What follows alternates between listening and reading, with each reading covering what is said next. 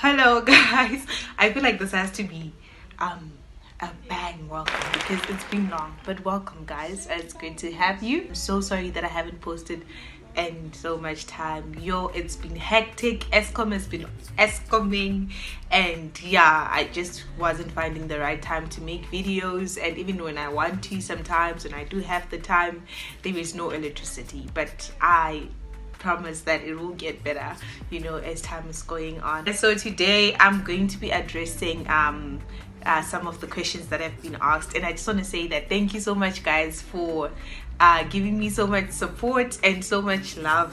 So yeah, let's dig right into it. Okay, so first question I got was from a weight loss journey. That is her username. I don't know what her name is. So she was asking on the sharp edges video that I made. She was asking, do you freeze or chill your cake before adding fondant? So that's a very important question. I do, yes I do freeze, rather not chill, my fondant cakes, and reason being that I needed to be firm enough before I applied the fondant, because remember, fondant is just like a covering on the cake and it's on top of buttercream, so it doesn't hide the defects that are in your buttercream. Also, it's gonna take up whatever shape it's gonna take up whatever shape the cake is in. It's gonna take up whatever what do I want to say, if your buttercream has bumps or it's too soft, when you're smoothing over your fondant, it's just basically gonna move around, and yeah, you're gonna have a wobbly cake and a wobbly fondant. So yes, I do freeze my cake, my buttercream cake, before applying fondant for precisely 20 minutes, because I need it to be like very firm to a point where you can touch it and you don't see any buttercream on your hand. You can touch it and it doesn't move, then you know you're ready to go for your fondant. So I hope that does answer your question. If you do need clarification that, you can feel free to drop a question again under this video.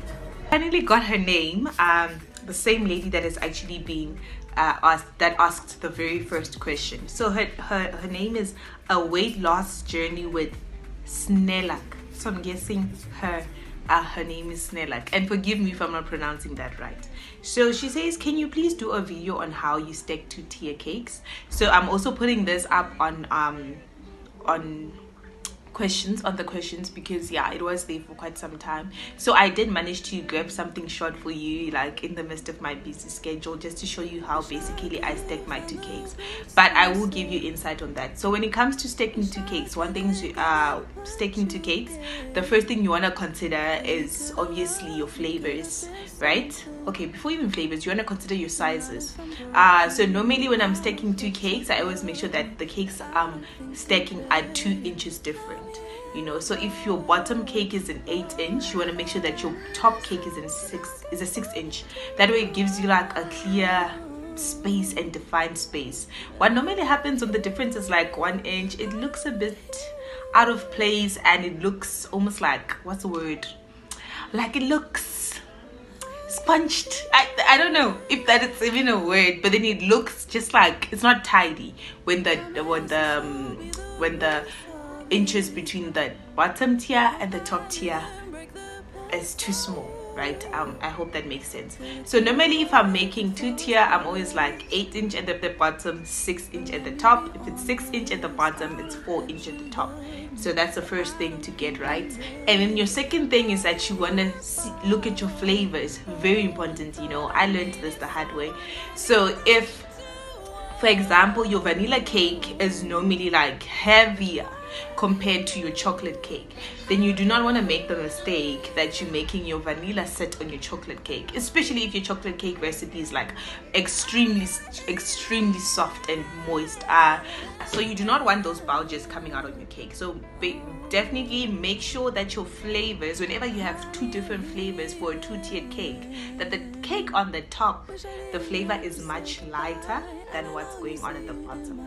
And also another thing is that to note that you have enough support.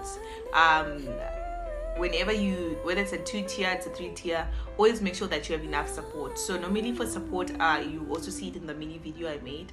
Normally for support, you always want to make sure that you do put big straws or sticks or whatever it is that are going to be able to hold up the top tier, right?